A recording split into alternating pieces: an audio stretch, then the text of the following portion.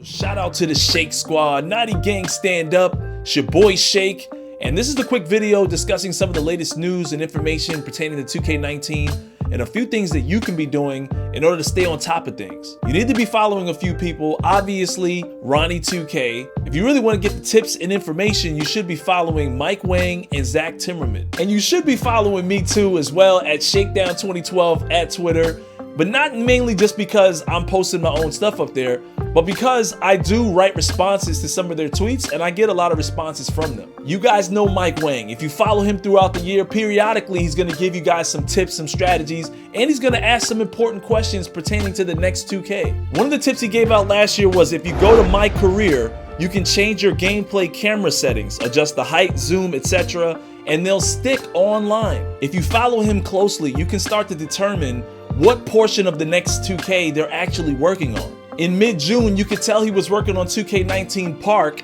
because he asks, on a scale from 1 to 10, how arcadey should Park play be? Reply and tell me what you want Park gameplay to look like in the future. He put out a poll where he asked if you want it to be more sim, somewhere in between, or cartoony and over the top. Now 51% voted for somewhere in between, but 29% voted for cartoony. Could you just imagine if 2K completely threw all the rules of basketball out the window and went straight cartoon for the Park? When Park competitive gameplay came out in 2K10, 2K11, and then evolved 2K13 and 14, it was meant to be a little bit more fun and casual, but to still keep certain simulation aspects in place. The point is, only 38,000 people voted, and this game sold millions. So this is a good opportunity for you to put your 2 cents in, chime in so you can get your point across. Only a couple days ago, Mike Wang was asking the community, what should have more influence over whether you make or miss shots? Open versus contested, or good versus bad timing?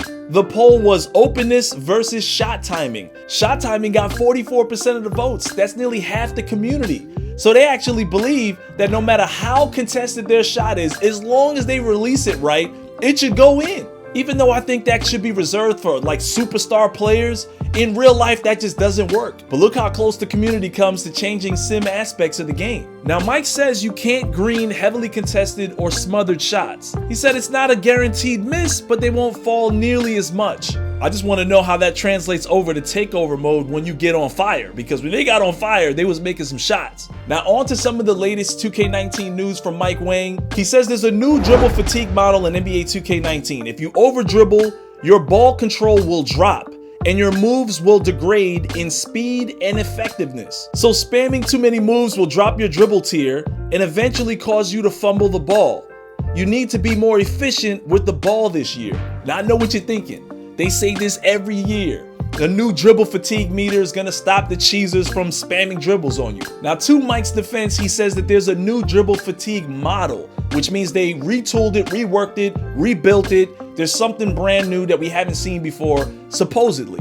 Now after actually playing the game myself, I've experienced it. I've seen it on the other end where a guy was over dribbling, a huge red flash took place under his dribble fatigue, and it looked like his man was getting tired, and I was easily able to strip the ball from him. Now granted, I was using a pretty good defender in Rajon Rondo, and I'm not exactly sure how this is going to translate into our my players with elite tier 3 dribbles, especially when the dribble gods really get their hands on this game. There's a bit of a mixed response from the community in terms of whether it's like 2K18's dribble or it's completely different. All I know is after first glance, testing out that demo, it did seem like it'd be a little bit harder for novice dribblers to pull off cheesy tactics and get away with it. Mike Wang has said zigzagging is fixed, and the logic behind blow-bys has been completely overhauled. You can still get blow-bys in the right situations, like getting to the defender's hips or extreme mismatches. But if you play good on-ball defense, you should be able to clamp ball handlers pretty easily. You can force the ball handler to pick up his dribble. It's based on the dribbler's ball handling rating versus the defender's on-ball defensive rating. It'll happen more if you cut off the dribbler or jam him from where he's trying to go. Lockdowns could do it a lot easier than other builds, especially during takeover. Also, stealing with the right stick is back. I thought that was a pretty good addition to 2K19 because that was a pretty good feature in the past. So this answers a lot of my video tweets where I showed how I'm in great position to stop the ball handler from going one way with the behind the back move, and he would just dribble right through my body. Once again, we've heard this all before, but I like having the belief that this might be the first 2K where it's more defense orientated right out the gate. Mike Wang says, one more dribbling note. When branching out of hop gathers, otherwise known as step back jumpers, only tier 3 ball handlers can explode out like last year. Tier 2 will be slower but controlled, and tier 1 will always fumble. So what he's talking about is the hop gather or hop jumper or step back jumper. You know, when you tap square and move the left stick away from the defender. Players that have high ball control can do that move very quickly, and I found that to be very useful in NBA 2K19, the demo that I played. The trouble is, if you were a sharpshooter last year and you were exploiting that move, you might not have a high enough ball control to pull that off in 2K19. We're just not really sure, but according to what he says, tier 1 and tier 2 is going to be pretty bad. Mike Wang continues, pump fake draw fouls have been reworked, much more reliable now.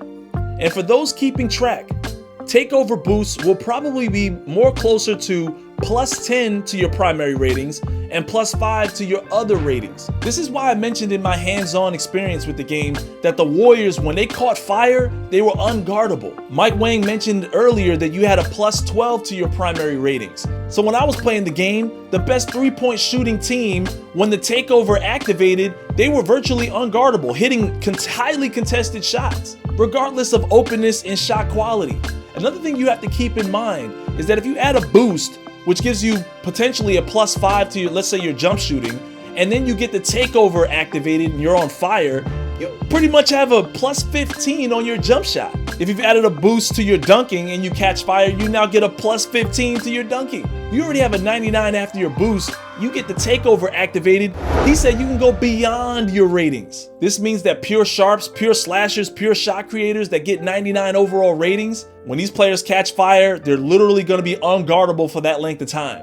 Mike also said we don't call fouls after the ball has left the hands anymore. That fixed a lot of bad calls. We're also more lenient on block attempts from behind, so it's not an automatic foul like it was last year trying to get chase downs. This is huge because in the Pro-Am you get a tremendous amount of bad calls, especially when one guy goes up on 3 defenders, taking one of the worst shots in the NBA and gets bailed out by the referee. That is definitely one of the things I'm excited about, especially the opportunity to draw fouls on pump fakes. And finally, Mike Wang also mentions that if you have a trailing defender, holding LT or L2 will trigger a hold-off, which is a Chris Paul-like crab dribble that will allow you to seal the defender behind you for a bit.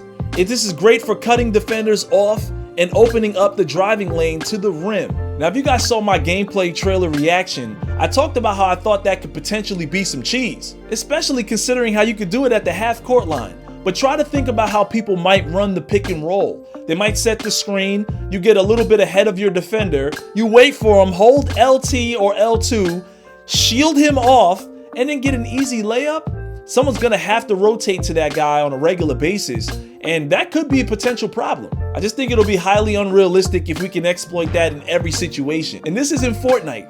If something doesn't work properly, 2K doesn't repair it or remove it until the next 2K. Next, we've got some information from Timmerman, and he's another one you have to follow, especially if you want to save some money on your archetypes, because he gives you information pertaining to your dribble tiers and or your dunk packages. Zach tweeted out that this year max player weight is only 290 pounds.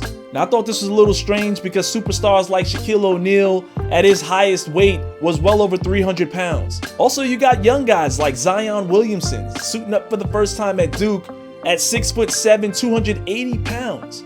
I'm not sure if this reduced weight is going to increase speed for the centers or how it translates to gameplay in general, but it does make me feel like, once again, we're not capable of matching the actual superstars in the league. Guys like Michael Jordan, LeBron James, Kevin Durant, they have more than 2 archetypes. Giannis, LeBron James, Kevin Durant can momentum dribble at a ridiculous height. That's like a playmaking sharp slasher, playmaking shot slasher. I mean, what is that? We can't make that. So anyways, guys, that's some of the latest information and the places you can find it. Let me know what you guys think in the comment section. Should Park be more arcade? What should influence jump shots going in or missing? Your expectations for dribble fatigue, whether or not it's going to be cheese to shield off defenders while dribbling, the new weight limit, etc. Smack that like button to show your support. Subscribe if you're new to my channel, and stay tuned for some more information.